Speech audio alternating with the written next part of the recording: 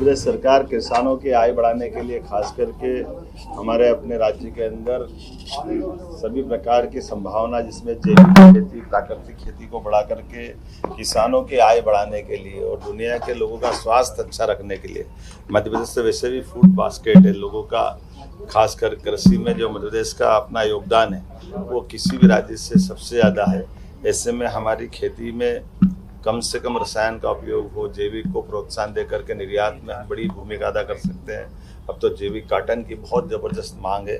ऐसे में इन सारी बातों को प्रोत्साहन देने के लिए पूरे वर्ष का कार्यक्रम बनाने के लिए मैंने विभाग से कार्यशाला आयोजित करने का कहा था और वो कार्यशाला आयोजित करके आने वाले समय में कृषि आधारित नए उद्योगों की श्रृंखला प्रदेश भर में तैयार हो।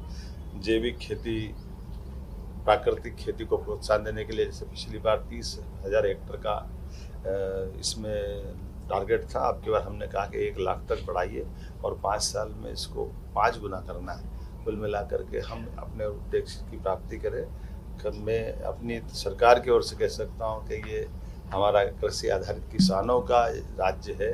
किसान, महिला, गरीब, युवा सभी को एक तरह से खेती के आधार से ही सबकी प्रगति संभव है। तो इनकी उन्नति जितनी अच्छी हो सकती, जो हो सकता वो सरकार सब करना चाहेगी। सबकी बेहतरी के लिए सरकार लगातार काम कर रही है।